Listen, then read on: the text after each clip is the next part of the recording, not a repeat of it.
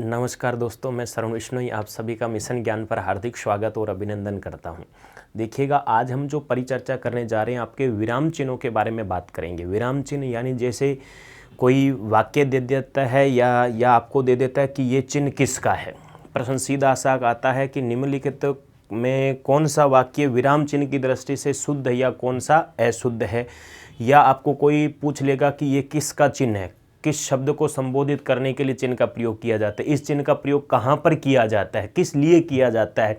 ऐसे तमाम प्रश्न इसके अंतर्गत बनते हैं। जैसे हम बात करें, सबसे पहले विराम चिन्ह के अंतर्गत किस प्रकार के प्रश्न पूछे जाते हैं। जैसे मैं एक छोटा सा उदाहरण दे दूं आपको, आप खुद ही समझ जाओगे कि किस प्रकार के प्रश्न पूछे जाते हैं हमारे को इसके अंतर्गत।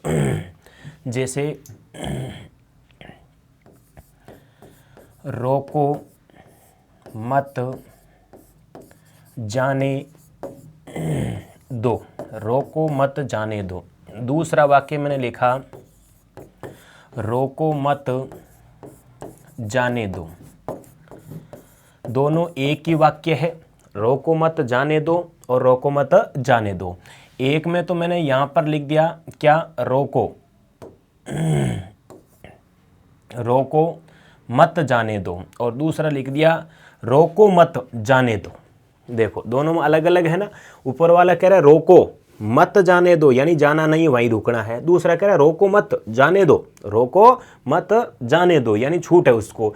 तो सिर्फ हमारे को इस कोमा से यानी इस अल्प विराम से क्या कर दिया, हमने अर्थ चेंज कर दिया, परिवर्तित कर दिया है। वैसे ही हमारे इस विराम चिन्हों का प्रयोग, यानी विराम का शाब्दिक अर्थ होता है ठहराव या रुकना या विश्राम। क्या होता है, कितना रुका जाता है। वाक्य के अंतर्गत आप कितना रुकोगे, पहले पूरा रुका जाता है या आधा रुका जाता है या थोड़ा रुका जाता है या कम रुका जाता है, किस प्रकार से, या आप प्रश्न करने का बोध करते हो, निषेध करने का बोध करते हो, किस प्रकार का उसके अंतर्गत आपको इन्वर्टेड कोमा का प्रयोग होता है, संक्षिप्तता का प्रयोग होता है, विवरण चिन्ह का प्रयोग होता है। ये सारे चिन्हों के बारे में हम अध्ययन करेंगे। पहली तो बात है कि चिन्ह कौन कौन से होते हैं और ये चिन्ह किसको संबोधित करते हैं, उनके नाम भी पता होना चाहिए। जैसे प्रश्न पूछा गया था इस प्रकार से, अल्प विराम का चिन्ह है, अल्प विराम का चिन्ह है। 4 ऑप्शन थे। जैसे पहला यानी ए ऑप्शन में था इस प्रकार से, बी में था, सी के अंतर्गत आ जाता है, डी के अंतर्गत आ जाता है। तो आपको ध्यान रखना अल्प विराम कौन सा होता है। ये तो होता है अल्प विराम, इसने लिखा है, और एक नाम आता है अर्ध विराम। क्या नाम आता है, अर्ध विराम। अल्प विराम चिन्ह का प्रयोग होता है, यह अल्प विराम चिन्ह है, तो ये अल्प विराम है, ये हमारा क्या है, अर्ध विराम है। ठीक है, तो अर्ध विराम चिन्ह कौन सा है, अल्प विराम चिन्ह कौन सा है, ये प्रश्नवाचक है, और ये लाघव चिन्ह है, संक्षिप्त चिन्ह है। कौन सा है, संक्षिप्त चिन्ह है, उसकी बात हम करते हैं इसके अंतर्गत। छोटा, जैसे आपने शब्द लिखते हो इस प्रकार संक्षिप्तीकरण लिखने के लिए, जैसे डॉक्टर शब्द था, कौन सा शब्द था, डॉक्टर शब्द था। डॉक्टर को हम इस प्रकार से लिख देते हैं, संक्षिप्तता के साथ में लिख देते हैं। प्रोफेसर शब्द लिखते हैं, क्या शब्द लिखते हैं, प्रोफेसर शब्द लिखते हैं, तो इस प्रकार से लिख देते हैं। तो ये संक्षिप्तता का बोध करवाया जाता है। तो अब इनका प्रयोग कहां पर होता है, परिभाषा के आधार पर। कोष्ठक चिन्ह किसे कहते हैं, पूर्ण विराम किसे कहते हैं, अपूर्ण कौन सा होता है, ये सामान्य शब्द है। इन सामान्य शब्दों के बारे में भी हम अध्ययन करेंगे। तो सबसे पहले बात करते हैं हम विराम का शाब्दिक अर्थ। विराम का शाब्दिक अर्थ, शाब्दिक अर्थ ठहराव या विश्राम, विश्राम होता है, विश्राम होता है, विश्राम होता है। किसका, विराम चिन्ह का शाब्दिक अर्थ होता है। एक व्यक्ति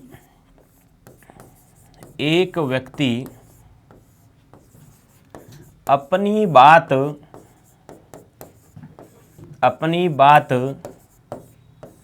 कहने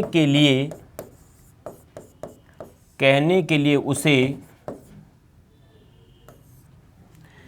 एक व्यक्ति अपनी बात कहने के लिए उसे समझाने के लिए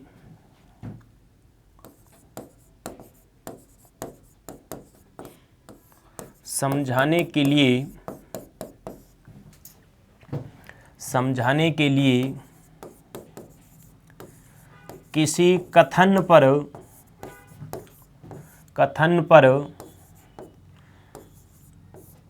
बल देने के लिए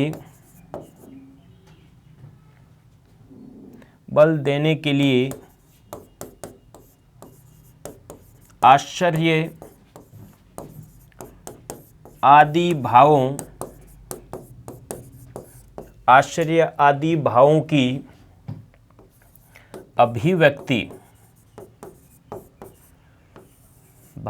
अभिव्यक्ति के लिए कहीं कम समय तो कहीं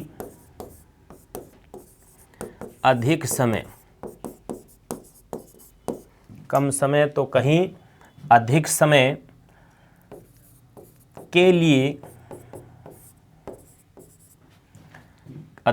के लिए ठहरता है।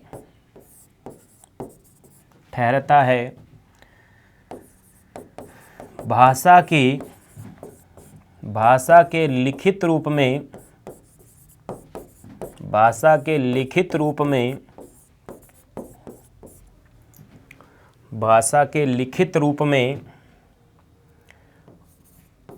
उक्त ठहरने के स्थान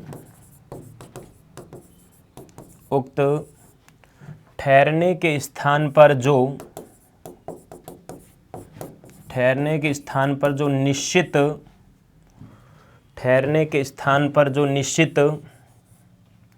स्पष्टता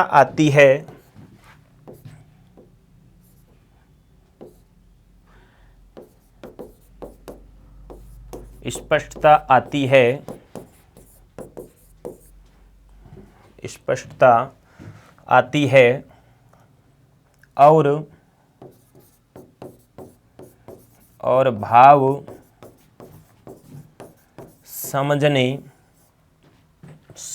के लिए सुविधा होती है। भाव समझने में सुविधा होती है।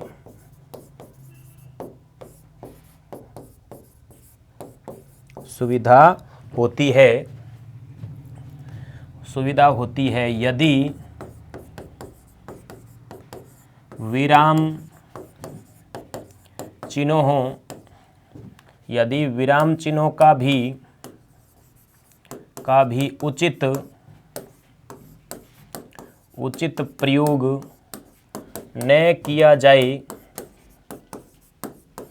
उचित प्रयोग न किया जाए तो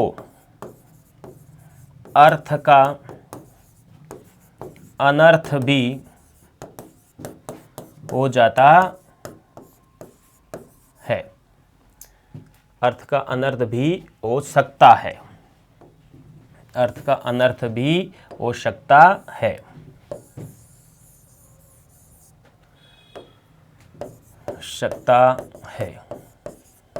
जैसे हमने लिखा, अभी देखो, रोको मत जाने दो, ये वाली जो बात लिखी थी ये इसी के अंतर्गत ही है आपकी।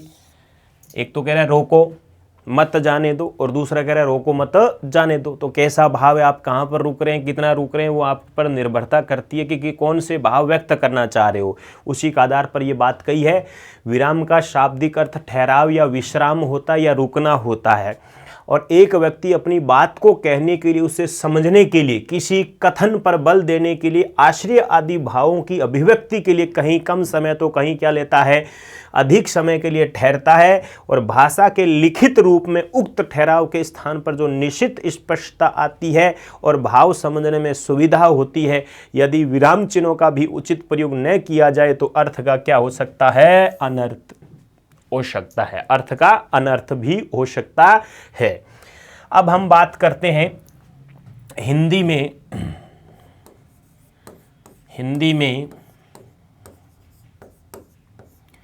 में विराम चिन्ह, यानी हिंदी में निम्न लिखित या निम्न विराम चिन्ह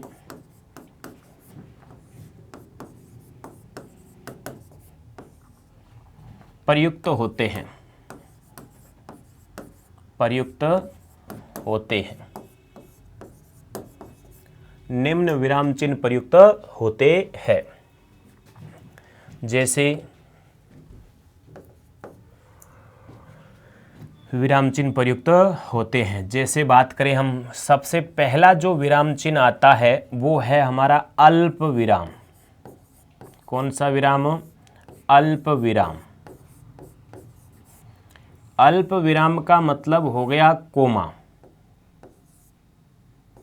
क्या होता है? कोमा। ठीक है, सीधा लिख देते हैं इसको हम, अल्प विराम। दूसरा जो हमारा विराम चिन्ह आता है मित्रों, वो होता है अर्ध विराम। अर्ध विराम। अर्ध विराम जो प्रयुक्त होता है वो इस प्रकार से होता है, अर्ध विराम। तीसरा जो प्रयुक्त होता है वो होता है अपूर्ण विराम। अपूर्ण विराम चिन्ह, अपूर्ण विराम चिन्ह होता है। चौथा जो प्रयुक्त होता है वो होता है पूर्ण विराम। पूर्ण विराम। पूर्ण विराम होता है वो खड़ी पाई होती, अंग्रेजी का फुल स्टॉप से मिलकर बना होता है ये। पांचवा जो हमारा आता है वो है प्रश्न सूचक चिन्ह। प्रश्न सूचक, प्रश्न सूचक चिन्ह।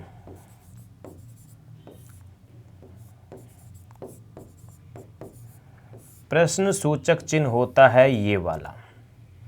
ठीक है, नेक्स्ट बात करते हम अगला। छठा जो आता है संबोधन चिन्ह होता है।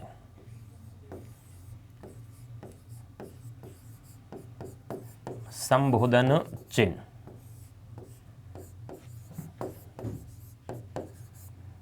संबोधन चिन्ह होता है ये वाला, संबोधन चिन्ह होता है ये। सातवां जो आता है वो होता है विस्मयादि चिन्ह।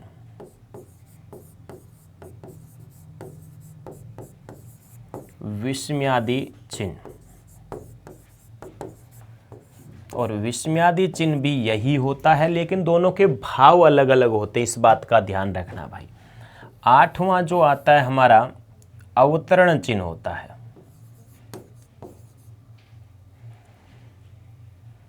अवतरण, या हम इसको बोलते हैं उद्धरण, या हम इसको बोलते हैं उपविराम। ये तो दो प्रकार के होते हैं मित्रों। कितने प्रकार के होते हैं हमारे? दो प्रकार के होते हैं। एक तो होता है इकहरा,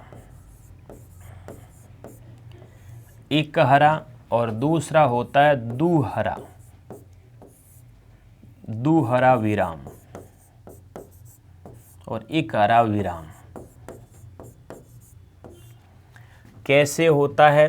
जब 1 6 और 1 9 की भाव, यानी एक इन्वर्टेड कोमा जो बोलते हो आप, इसमें 2 6 मिलेंगे हमारे को, 2 9 मिलेंगे, तो वह कौन सा होता है? दुहरा होता है। कौन सा होता है? दुहरा चिन्ह माना जाता है, उद्धरण चिन्ह।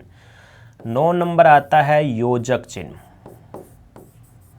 योजक चिन्ह, योजक चिन्ह आता है वो होता है ये वाला।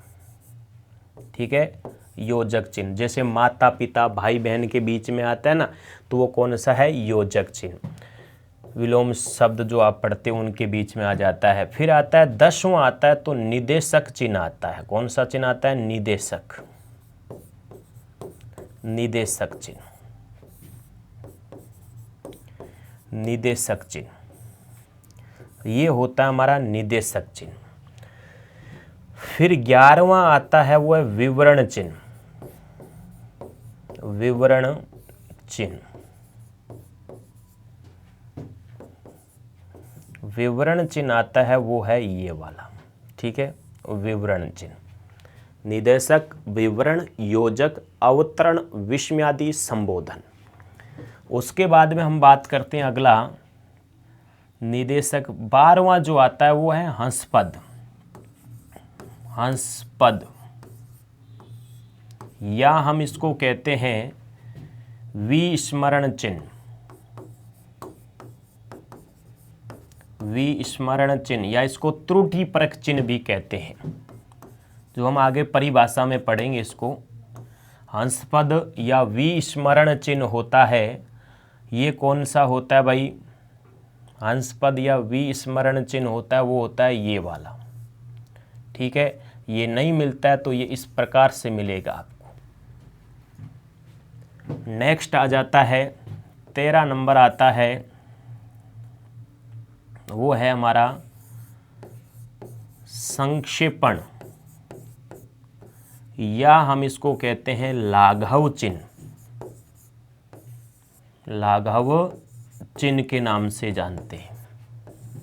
जो चिन्ह आता है वो ये है, जैसे डॉक्टर भी लिखा था ना, डॉक्टर के आगे लगाया था, शॉर्टकट में लिखने के लिए होता है। 14 नंबर जो बात करें हम इसके अंतर्गत मित्रों, तो वो है आपका तुल्यता। तुल्यता सूचक। तुल्यता सूचक या हम इसको कहते हैं समता सूचक। समता सूचक। समता या तुल्यता, जो बराबर का निशान लगाया जाता है मित्रों, वो कौन सा हो जाता है हमारा? तुल्यता या समता। जैसे 1 रुपये बराबर 100 पैसे, ठीक है, 1 किलो बराबर 1000 ग्राम, जैसे इस प्रकार करते हैं समता तुल्य चिन्ह आता है, बराबर का चिन्ह लगाया जाता है। 15 नंबर आता है कोष्टक चिन्ह। कोष्टक चिन्ह, ठीक है, तो कोष्टक चिन्ह का प्रयोग हम करते हैं, तो आप सामान्यतः जैसे यहाँ पर भी लगा रखा है, ये कोष्टक चिन्ह होता है। दूसरा मंझला कोष्टक, इस प्रकार से भी लगाते हो आप। उसके बाद में आता है हमारा कौन सा? 16 नंबर आता है लोप चिन्ह।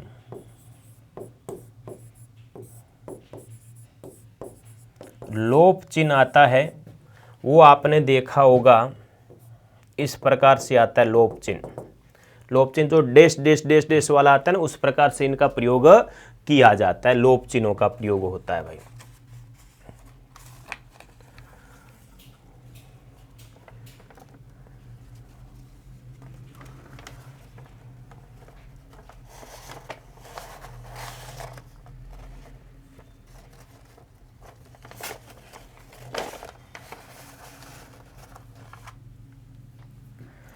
नेक्स्ट आ जाता है हमारा 17 नंबर आता है मित्रों, वो है विकल्प चिन्ह। विकल्प 17 तो हो गया था ये। 17 नंबर आता है विकल्प चिन्ह। विकल्प चिन्ह आता है ना इस प्रकार से, या वाला चिन्ह होता है, वो होता है विकल्प चिन्ह। 2 में से किसी एक का चुनाव किया जाता है, विकल्प चिन्ह आता है। 18 नंबर आता है पुनरुक्त या पुनरुक्ति चिन्ह। कौन सा आता है? पुनरुक्ति चिन्ह आता है। तो आपने देखा होगा इस प्रकार से आते हैं, ऐसे लिखा पुनरुक्ति चिन्ह, जैसे ऊपर किसी का नाम हो और वही नाम उसका दोबारा नीचे लिखा जाता है, तो वो कौन सा चिन्ह कहलाता है? हमारा पुनरुक्ति चिन्ह कहलाता है। कौन सा चिन्ह होता है? पुनरुक्ति चिन्ह होता है। जैसे मान लो किसी का नाम आप वो भराने जाते, कन्यादान देने जाते हो, कन्यादान देने जाते हो, तो वहाँ पर क्या होता है, जैसे ऊपर पिता का नाम होता है, बेटे का नाम, बेटे का नाम फिर पिता का नाम आ जाता है, यानी खुद का नाम फिर पिता का नाम आता है। यदि नीचे ही उसी का भाई आ जाता है तो भाई का नाम लिख दिया। पिताजी का नाम बार बार नहीं लिखा जाएगा, गांव बार बार नहीं लिखा जाएगा, जाति बार बार नहीं लिखी जाती है। जैसे आप समास लिखा तो अव्ययी भाव समास, तत्पुरुष समास, तो समास ऊपर लिखा हो तो समास के नीचे आप कोमा लगा देते हो इस प्रकार से। तो ये इस प्रकार पुनरुक्त चिन्ह, किसी भी चीज़ को दोबारा लिखने से बचने के लिए पुनरुक्त चिन्ह का प्रयोग किया जाता है। 18 नंबर हम बात करते हैं, 19 नंबर आ गया। 19 नंबर बात करते हैं तो आता है संकेत चिन्ह। संकेत चिन्ह अब इस संकेत चिन्ह का प्रयोग आपने देखा होगा, संकेत किस प्रकार से, ऐसे स्टार बना देते हो आप, या इस प्रकार से हो जाता है। ठीक है, नोट लिखने वाली बातों को आप इस प्रकार से ही प्रदर्शित करते हो। और 20वां अंतिम चिन्ह के बारे में बात करें तो आता है इतिश्री। कौन सा आता है? इतिश्री। इतिश्री चिन्ह, या इसको हम कहते हैं समाप्ति चिन्ह। कौन सा चिन्ह होता है? समाप्ति चिन्ह के नाम से जाना जाता है। जैसे आप इस प्रकार से लिखते हो समाप्ति चिन्ह, जैसे कोई भी पाठ पूरा करते हो तो बाद में इस प्रकार से करते हो, या ऐसे प्रयोग कर देते हो, या इस प्रकार से कोई भी आप अलग अलग स्टाइलों में प्रयुक्त कर देते हो। तो ये हमारा कौन सा कहलाता है? इतिश्री या समाप्ति। जैसे कोई भी ग्रंथ या कोई भी अध्याय की समाप्ति पर, या आपने देखा होगा किताबों के अंदर पुस्तक पूरी होती है तो अंत में आपने देखा होगा इस प्रकार क्रॉस लगा के या स्टार लगा के लिखे जाते हैं, तो वो कौन सा कहलाता है? इतिश्री। और महत्वपूर्ण बात को प्रदर्शित करने के लिए संकेत चिन्ह, पुनरुक्त चिन्ह, विकल्प चिन्ह, दोनों में से किसी एक का चुनाव किया जाता है। अब पहली बात तो ये ध्यान में रखना है कि कौन सा चिन्ह किसका है, कौन सा चिन्ह किसका है, प्रश्न आ जाता है सामान्यतः। अब अवतरण चिन्ह या उद्धरण चिन्ह आ जाता है। उद्धरण चिन्ह, उद्धरण चिन्ह या इकहरा चिन्ह का प्रयोग कहाँ पर होता है? दूहरे चिन्ह का प्रयोग कहाँ पर होता है? जैसे प्रश्न पूछा गया था, किसी के कहे हुए कथन को वापस वैसे का वैसा उद्धृत किया जाता है या लिखा जाता है, तो कौन से चिन्ह का प्रयोग किया जाता है? या किसी एकांकी का, नाटक का उपनाम आ जाता है, किसी का पाठ का नाम आ जाता है, ग्रंथ का नाम आ जाता है, तो वहाँ पर किस चिन्ह का प्रयोग किया जाता है? यानी एकांकी आ जाता है, कोई नाटक आ जाता है, तो वहाँ पर किसका प्रयोग किया जाता है? तो इकहरे चिन्ह का प्रयोग कहाँ पर होता है? दूहरे का कहाँ पर होता है? जैसे किसी की कही हुई बात को ज्यों का त्यों वापस लिख दिया जाता है, उद्धृत कर दिया जाता है, तो दूहरा चिन्ह का प्रयोग किया जाता है। जैसे हमने कहा महात्मा गांधी ने कहा कि सदा सत्य बोलो, तो सदा सत्य बोलो ये क्या कोटेशन है? किसके द्वारा कहा गया? महात्मा गांधी के द्वारा कहा गया। तो इसको हम दूहरे चिन्ह के साथ में बंद करेंगे, इकहरे के साथ में नहीं करेंगे। जैसे आपको कभी कभार कहते इन्वर्टेड कोमा में कर देते तो मर्जी आती है, दो इन्वर्टेड कोमा लगा देते हो किसी के साथ में भी नहीं, ऐसे नहीं होता है। दूसरी बात आती है, जैसे आपने किसी का उपनाम लिख दिया या एकांकी नाटकों का नाम लिख दिया, तो वहां पर इकहरे चिन्ह का प्रयोग किया जाता है। किसका होता है? इकहरे चिन्ह का प्रयोग किया जाता है। संबोधन का भाव अलग होता है। किसी को बुलाते हो, पुकारते हो, आवाज लगाते हो, चिल्लाते हो, तो वहां पर संबोधन का बोध होता है। विस्मयादि का बोध कहां पर होता है? जहां पर किसी का विस्मय, आश्चर्य, अचरज का भाव होता है, हर्ष, खुशी का भाव होता है, इच्छा का भाव होता है, तो वहां पर हम किसका बोध? अनुमोदन या स्वीकृति का बोध होता है। तिरस्कार का बोध होता है, घृणा का बोध होता है, वहां पर विस्मयादि बोध का प्रयोग किया जाता है। दोनों चिन्ह एक जैसे, लेकिन दोनों के भाव अलग अलग होते हैं। विशेष रूप में ध्यान रखना आपको। योजक चिन्ह आ गया, विवरण चिन्ह आ गया, उससे पहले आता है हंसपद। हंसपद जैसे इसको त्रुटिपरक चिन्ह भी कहा जाता है, विस्मरण चिन्ह भी कहा जाता है। जैसे आपने कोई लाइन लिखी, कोई पंक्ति लिखी है, ठीक है, तो उसके बीच में किसी पद का लोप हो जाता है, किसी पद का क्या हो जाता है? लोप हो जाता है। तो आपकी आदत क्या होती है? उसको पूरा ही ऐसे काटा छाटी कर देते हो, नहीं, उसको बचने के लिए इस चिन्ह का प्रयोग करके हंसपद चिन्ह का प्रयोग किया जाता है, उसके ऊपर लिख दिया जाता है हंसपद चिन्ह का प्रयोग। लाघव चिन्ह हमने पढ़ दिया, कोई बड़ी बात होती है, बड़ा शब्द होता है, उसको संक्षिप्त करने के लिए। जैसे माध्यमिक शिक्षा बोर्ड है, माध्यमिक शिक्षा बोर्ड, तो मां सी बोर्ड लिखते नहीं करते, मां सी बो, ठीक है। आरपीएससी है तो आरपीएससी सीधे आप शॉर्टकट में लिख देते हो, तो इसका बड़ा नाम क्या आपको पता ही है। तो इस प्रकार से कोई भी बड़ी चीज होती है, डॉक्टर है, प्रोफेसर है, ठाकुर है, ऐसे शब्दों को आप संक्षिप्त चिन्हों के अंतर्गत लिख देते हो। समतुल्य चिन्ह आ गया, कोष्ठक लोप चिन्ह का प्रयोग हो जाता ही है। उससे पहले संबोधन आ गया था हमारे सामने,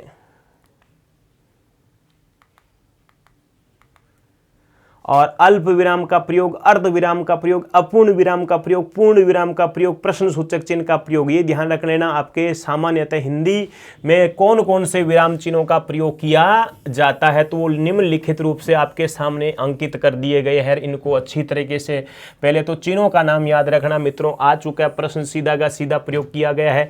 अल्प विराम का भी आपके प्रश्न देखो, सीईटी के एग्जामों में ऐसे प्रश्न पूछे गए थे कि अल्प विराम का प्रयोग कहाँ पर होता है, कहाँ पर नहीं होता है।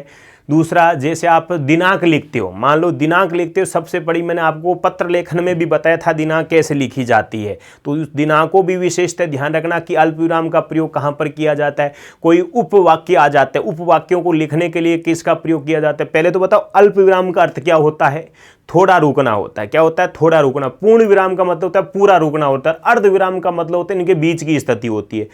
अल्प विराम से कम रुका जाता है, अल्प विराम से कम रुका जाता है या ज्यादा, अल्प विराम से ज्यादा रुका जाता है वो होता है अर्ध विराम। अल्प विराम से थोड़ा सा चिन्ह सा रुका जाता है, ठीक है, अल्प सा जरा सा रुका जाता है, वो कौन सा आपका अल्प विराम हो जाता है। अब इनकी हम प्रक्रिया के अंतर्गत पढ़ेंगे मित्रों कि विराम चिन्ह की जैसे परिभाषा के बारे में आपको बता दिया मैंने कि विराम चिन्ह की परिभाषा क्या है। अब जैसे इसमें से प्रश्न में आपके सामने दे दूं, सामान्य सा प्रश्न दे दिया जाता है। अभी मैंने कहा था आपको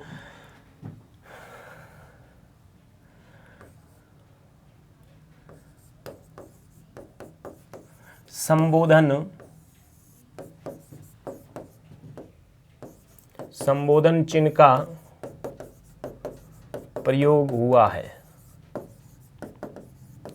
संबोधन चिन्ह का प्रयोग हुआ है। जैसे ए के अंतर्गत लिख दिया, बे के अंतर्गत आता है, और से के अंतर्गत लिखा, और दे के अंतर्गत लिख दिया, डी ऑप्शन के अंतर्गत आपका लिख दिया भाई, तो समझ जाना कौन सा है, संबोधन चिन्ह कौन सा है। ये सामान्य स्थिति के अंतर्गत प्रश्न दिया गया है। उसी प्रकार जैसे कह दिया जाता है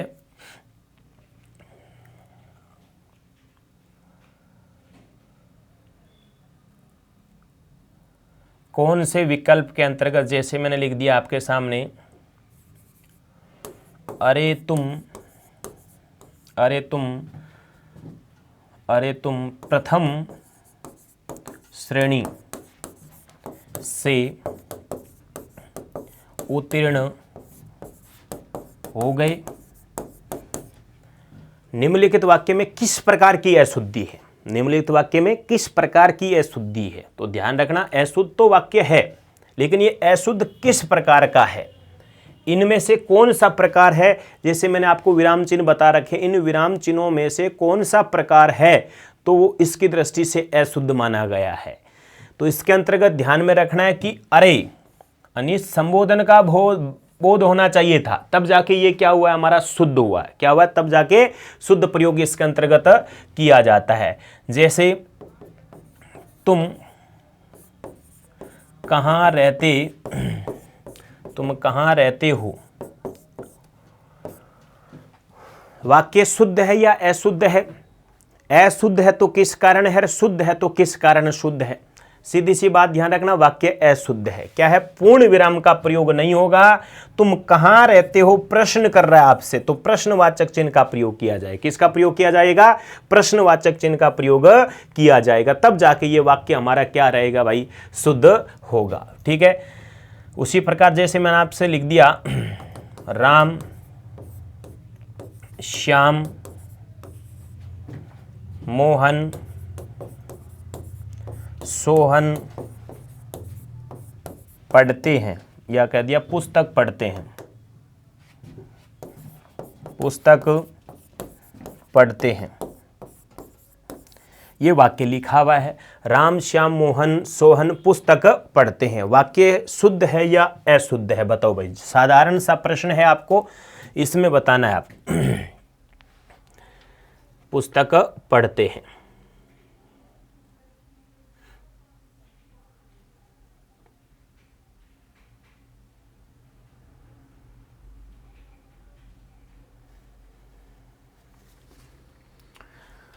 राम श्याम मोहन पुस्तक पढ़ते हैं। देखो यहां पर ध्यान रखना, राम श्याम मोहन और सोहन पुस्तक पढ़ते हैं। राम श्याम मोहन, अल्प विराम का भी प्रयोग किया जाना चाहिए। क्या होता है, अल्प विराम का।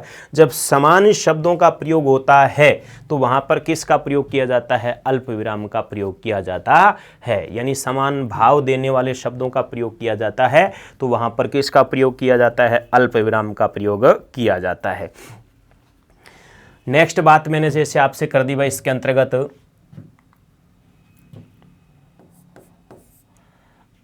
जैसे शब्द आ गया मोहन, मोहन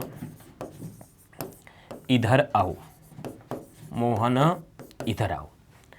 वाक्य लिखा हुआ है, क्या वाक्य सही है? मोहन इधर आओ, बताइएगा जल्दी से, उत्तर दे दीजिएगा। वाक्य शुद्ध है या अशुद्ध? बस इतना ही जवाब देना। पहली तो बात अशुद्ध है, तो क्यों अशुद्ध है? इसका कारण है कि हमने संबोधन का प्रयोग नहीं किया, इसका संबोधन चिन्ह का प्रयोग नहीं किया, वाक्य अशुद्ध हो जाएगा।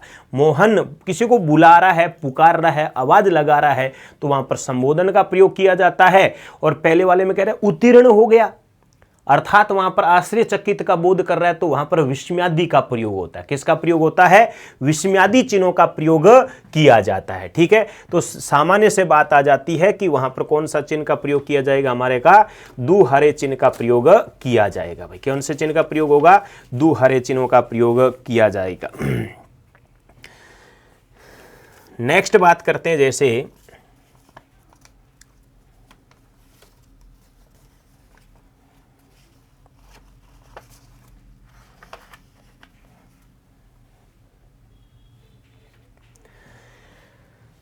जैसे उदाहरण, सामान्य से उदाहरण लिख दिया मैंने। रामचरितमानस के रचयिता तुलसीदास है।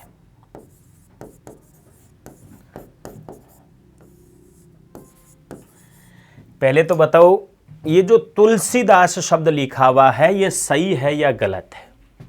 तुलसीदास शब्द है वो सही है या गलत है? पहली बात ध्यान रखना। तो तुलसीदास शब्द क्या है? सही है या गलत है? तो बताओ, सही है या गलत है? तो तुलसीदास शब्द शुद्ध है।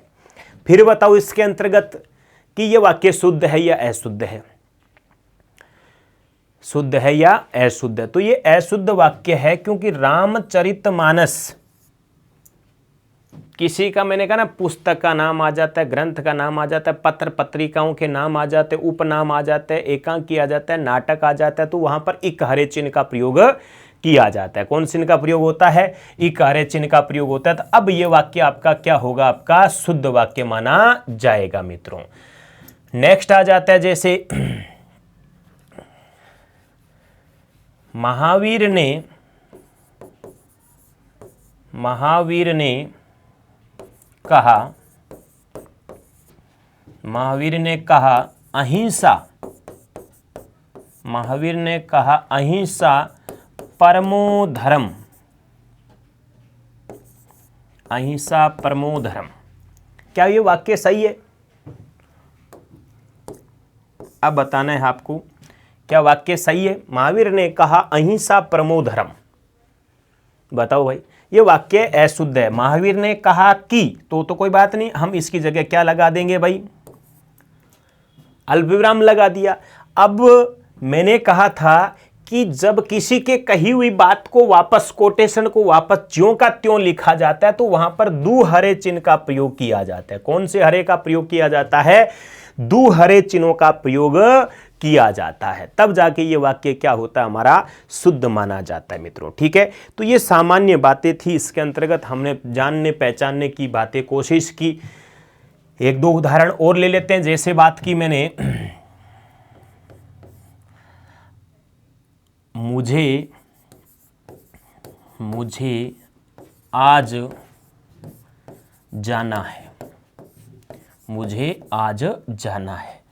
अब आज जाना है, बीच में कहना भूल गए भाई साहब कि आज जाना कहां पे है, तो क्या हो जाएगा? बीच में आपको अब ऐसे नहीं कर रहा है, मुझे आज, यहां से हमारी ऐसे आदत होती थी कि मुझे आज अजमेर जाना है, अब ऐसे लिखते थे। तो ये वाक्य देखो अशुद्धता की दृष्टि से बोध करवाता है कि काटा साटी नहीं। इसको बचने के लिए हमने क्या कर दिया कि मुझे आज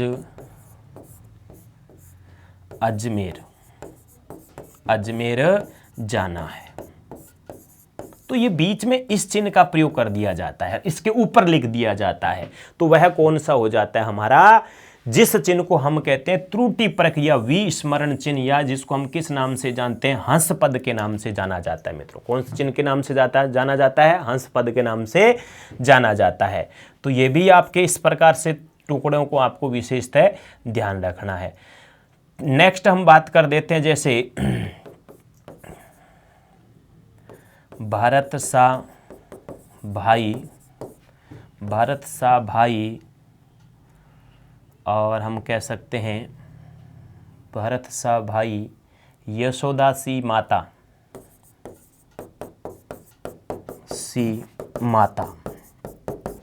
बताओ वाक्य शुद्ध है या अशुद्ध है? पहले तो बता दीजिएगा। भारत सा भाई और यशोदा सी माता, देखो जब किसकी तुलना की जाती है, सा सी से का प्रयोग किया जाता है, तो भारत सा भाई, यशोदा सी माता, तो बीच में योजक चिन्ह का प्रयोग करना पड़ेगा। हमारे किसका प्रयोग करना पड़ेगा? योजक चिन्हों का प्रयोग करना पड़ता है। ठीक है मित्रों, तो इसके आगे हम एक एक को लेकर पूरे डिटेल्स के साथ में पढ़ेंगे। ये थोड़ा सा क्या था, चैप्टर का निर्माण था। आपको चिन्हों का प्रयोग करना है, इनकी परिभाषा भी ध्यान में रखनी है। आगे हम इसको वाक्यों के अंतर्गत, परिभाषा के अंतर्गत प्रयुक्त करेंगे नेक्स्ट चैप्टर के अंतर्गत। इस अंक में बस इतना ही। नमस्कार, धन्यवाद, राम राम, शब्द, जय हिंद।